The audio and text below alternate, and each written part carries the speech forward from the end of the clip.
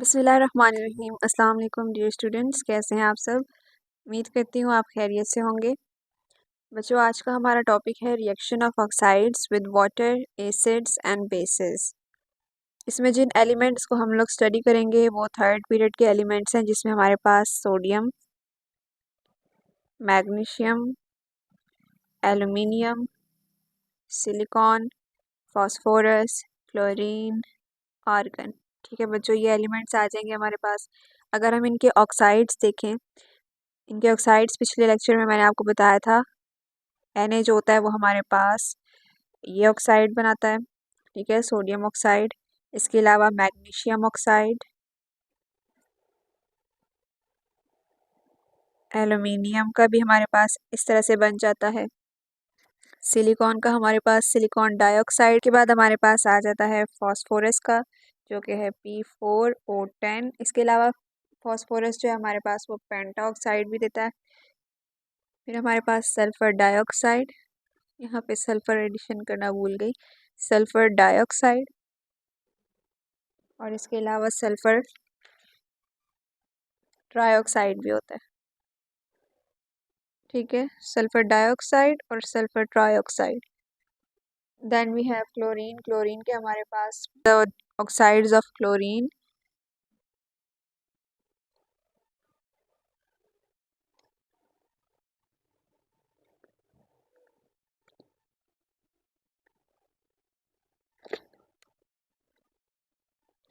बच्चों अगर हम लोग सोडियम के ऑक्साइड्स देखें,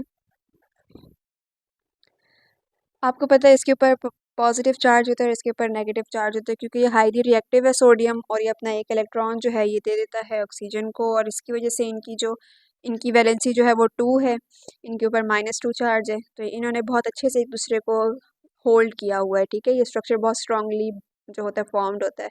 तो इसमें हमारे पास क्या होता है, जब हम लोग किसी भी ऑक्साइड का, किसी भी हम लोग -2 जो चार्ज जिसके ऊपर होता है उसका रिएक्शन जब हम लोग H2O के साथ करवाते हैं, तो आप ये चीज़ देखें, इसके ऊपर पॉजिटिव चार्ज है and it has negative charge.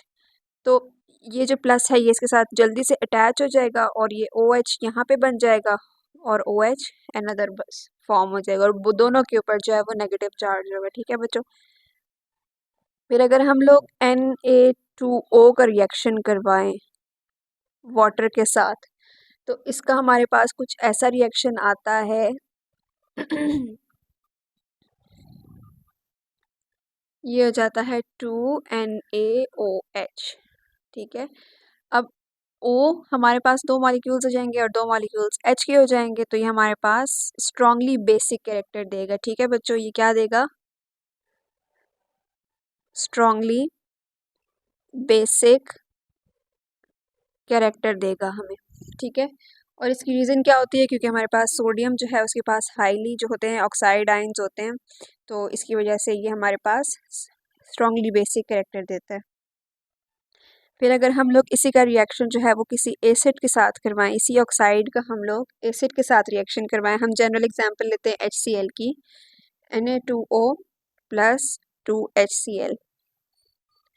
तो हमें पता है इसके ऊपर प्लस चार्ज है, इसके ऊपर माइनस चार्ज है, इसके ऊपर वैलेंसी भी 2 है, और इसके ऊपर हमारे पास प्लस चार्ज है and it has negative charge.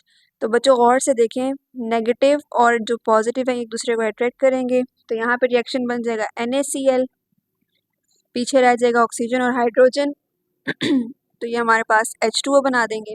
अब बच्चों गौर से देखें, यहाँ पे 2 मॉलिक्यूल्स हैं Na के, इसके साथ साथ Cl के भी 2 मॉलिक्यूल्स है, तो यहाँ पे हम लोग इसके लिए 2 लगा लेंगे। ठीक है,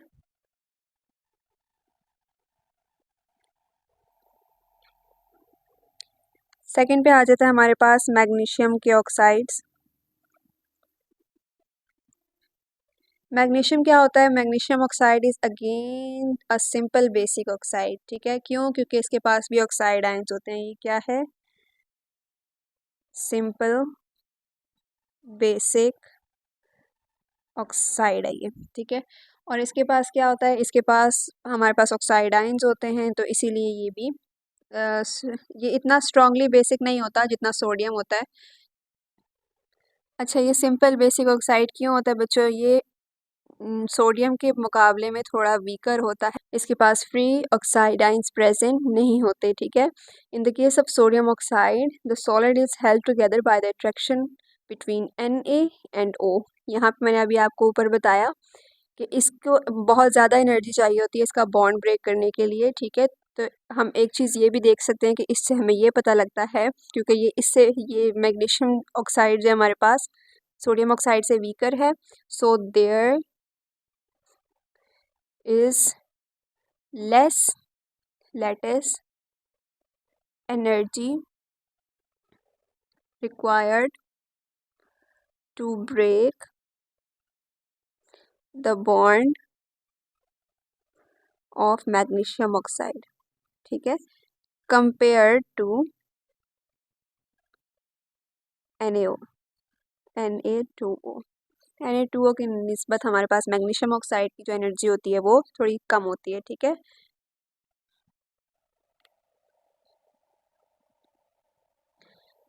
फिर अगर हम लोग इसका रिएक्शन देखें वाटर के साथ, अगर मैं इसका रिएक्शन करवाऊं तो MgO प्लस H2O। अब बच्चों अभी आपको मैंने बताया कि ये भी स्ट्रांगली बेसिक मतलब सिंपल बेसिक है, ये भी हमें बेसिक कैरेक्टर देगा, तो MgOH और OH के ऊपर ट्वाइस आ जाएगा, ठीक है। O क्योंकि यहाँ पे भी दो हैं और H के मॉलिक्यूल्स भी दो हैं, तो यहाँ पे हमारे पास ट्वाइस आ जाएगा, तो ये एक बेसिक कैरेक्टर है इसका।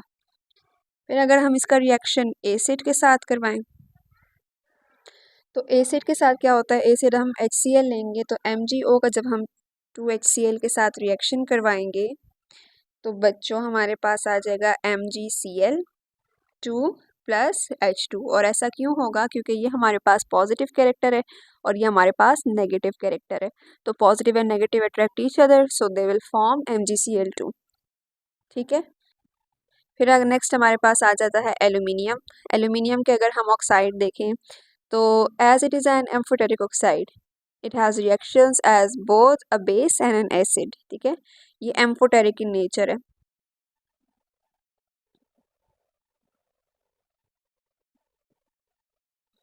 Amphoteric nature causes it to have reactions as an acid and base, ठीक है। एम्फोटेरिक वो होता है, वो सब्सटेंस होता है जिसमें हमारे पास वो एसिड की तरह भी रिएक्ट करता है और बेस की तरह भी रिएक्ट करता है, ठीक है।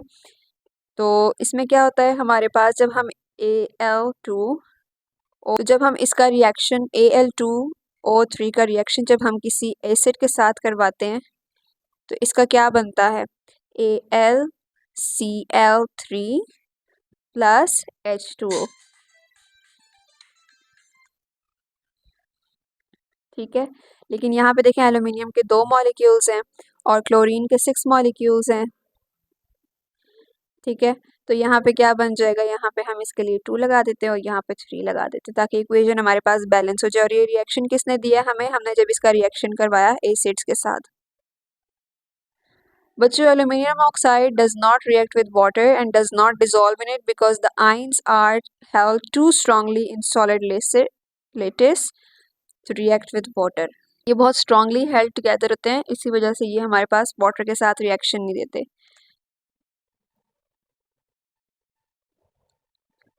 फिर अगर हम इसका reaction किसी base के साथ करवाएं तो base में हम लोग mostly NaOH लेते हैं, ठीक है।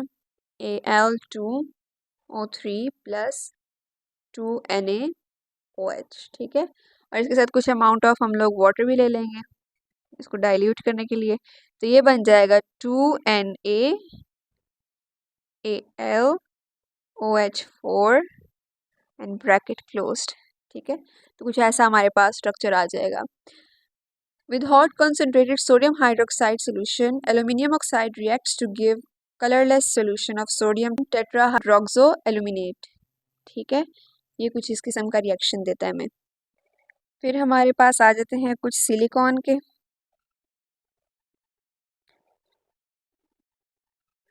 अब सिलिकॉन का रिएक्शन वाटर के साथ कैसा होता है, वाटर के साथ it is insoluble in water, ठीक है, इनसॉल्युबल इन वाटर। ओके, तो ऐसा क्यों होता है? ऐसा इसलिए होता है, the sodium dioxide sorry silicon dioxide is insoluble in water because of the difficulty of breaking up large and giant covalent structure. Silicon का जब हमने स्ट्रक्चर डिस्कस किया था तो मैंने आपको बताया था कि it has large covalent structure. तो लार्ज कोवेलेंट स्ट्रक्चर के साथ इसका यही रीज़न होती है कि इसका स्ट्रक्चर बहुत जाइंट होता है, तो इसकी वजह से it is insoluble in water. ठीक है, अगर हम इसका रिएक्शन किसी बेस के साथ करवाएं, और बेस में बच्चों हम कौन सी बेस लेंगे अभी मैं पीछे बता चुकी हूँ, हम लोग इसमें 2NaOH लेते हैं। ठीक है, तो इसका कुछ रिएक्शन हमारे पास ऐसे आएगा कि अब आपने गौर से देखना है। ठीक है, Na2SiO3 प्लस H2O, तो कुछ ऐसा हमारे पास रिएक्शन आ जाएगा।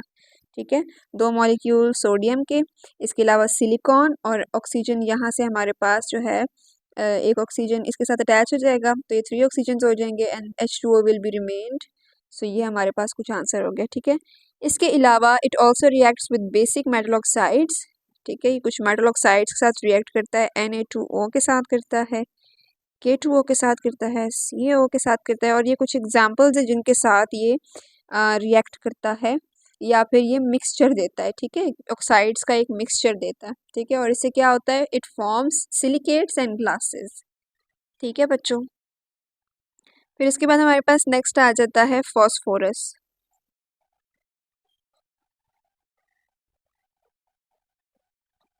फॉस्फोरस क्या होता है बच्चों? फॉस्फोरस जो एलिमेंट है इसका ऑक्साइड कुछ इस तरह से है। अब फॉस्फोरस में क्या होता है, phosphorus oxides reacts violently with water. ठीक है, वाटर के साथ कैसा रिएक्शन देता है ये? Give violent reaction with water. ठीक है बच्चों, okay, so phosphorus oxide reacts violently with water to give a solution containing a mixture of acid, a nature of which depends on its condition. ठीक है, we usually consider one of these phosphoric acids, हम लोग we usually consider this phosphoric acid, या फिर इसको orthophosphoric acid भी बोलते हैं। मैं यहाँ पे साथ लिख देती हूँ, phosphoric acid, या फिर इसको हम क्या बोलते हैं,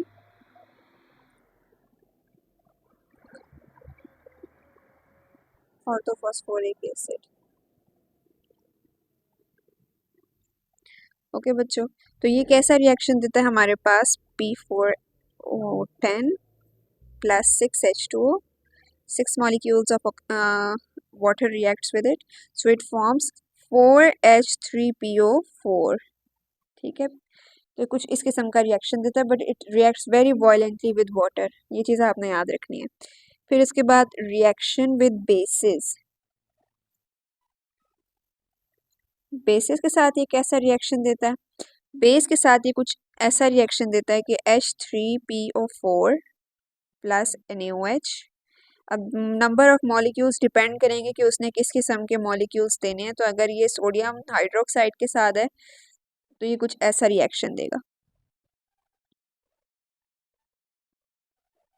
ठीक है, वाटर के मॉलिक्यूल्स लाजमी फॉर्म होंगे हर रिएक्शन में, ये आपने ये याद रखना है। फिर अगर ये H3PO4 जो है ये 2NaOH के साथ होगा, 2 मॉलिक्यूल्स अगर इसके फॉर्म होंगे तो Na2HPO4 प्लस 2H2O। ठीक है, फिर अगर ये H3PO4 3 मॉलिक्यूल्स के साथ रिएक्ट करेगा तो ये रिएक्शन देगा Na3PO4 प्लस 3H2O। ओके बच्चों, ये क्या है, when phosphorus oxide reacts with sodium hydroxide solution we would end up with the same possible salts rather than making the acid first। Okay, फिर हमारे पास ऑक्साइड्स आ जाते हैं सल्फर के। सल्फर के भी ऑक्साइड्स हमारे पास, अब या तो ये सल्फर डाइऑक्साइड देगा या फिर सल्फर ट्राइऑक्साइड देगा। ओके, तो हम डाइऑक्साइड के भी पढ़ लेंगे और ट्राइऑक्साइड के भी पढ़ लेंगे। ठीक है, यहाँ पे डाइऑक्साइड के पढ़ लेंगे और नीचे हम ट्राइऑक्साइड के देख लेते हैं। ओके, अब which reaction does sulphur dioxide gives with water. तो आपने ये चीज़ देखनी है, डाइऑक्साइड है तो SO2, सबसे पहले हम यहाँ वाटर लिख लेते हैं। Sulfur dioxide reacts with water and gives H2SO3. It is a very quick reaction. Sulfur dioxide is fairly soluble in water. ठीक है, it reacts to give a solution of sulfurous acid. ठीक है, इसको क्या कहते हैं बच्चों, इसको कहते हैं sulfurous acid. ठीक है, और इसको एसिड क्यों कहा जाता है, because it gives 2 molecules of hydrogen with it. तो अगर if we check out the reaction with bases, so we know that the sulfur dioxide is acidic in nature, so it only reacts with NaOH और CaO के साथ reaction देता है। ठीक है, तो अगर हम इसका ये देखें, एसिड के साथ तो सॉरी ये रिएक्शन देता नहीं है, ये बेस के साथ रिएक्शन देता है। खुद तो ये एसिडिक इन नेचर है ना, तो अगर हम लोग SO2 को अगर हम NaOH के साथ देखें तो ये कुछ रिएक्शन देगा Na2SO3 प्लस H2O। अब H2O हर मॉलिक्यूल के साथ आएगा, ठीक है, रिएक्शन में, क्योंकि सॉल्ट फॉर्मेशन हो रही है। So you have to remember that water is removing. ठीक है, फिर मैंने आपको CaO की बात बताई कि SO2 जो है वो हमारे पास CaO के साथ भी रिएक्शन देता है, सो इट गिव्स CaSO3। ठीक है बच्चों, फिर आ जाता है सल्फर ट्राइऑक्साइड। सल्फर ट्राइऑक्साइड क्या होता है बच्चों, sulphur trioxide reacts violently with water to produce a fog concentrate sulphuric acid droplets. ठीक है, तो ये क्या देता है, वाटर के साथ जब रिएक्ट करता है तो ये concentrate fog of concentrated sulphuric acid produce करता है। ठीक है, इसका रिएक्शन कुछ ऐसा होगा, SO3 plus H2O and it reacts with H2S, forms H2SO4। Okay, ये ऐसा रिएक्शन देता है। And if you check it out with the base, तो बेस के साथ क्या होता है बच्चों, sulphuric sulfur trioxide itself also react directly with bases from sulfates. Know that sulfur trioxide itself will also react directly with the base to form sulfates. Or if you take the example, we will react the sodium hydroxide and calcium oxide to form sodium sulfate and calcium sulfate respectively. ठीक है, so just if we just write down the reaction, it will be NaOH plus SO3, और जब base के साथ reaction करवाया तो Na2SO4 and H2O। ठीक है, और इसका CaO के साथ क्या रिएक्शन आएगा बच्चों, SO3 गिव्स CaSO4।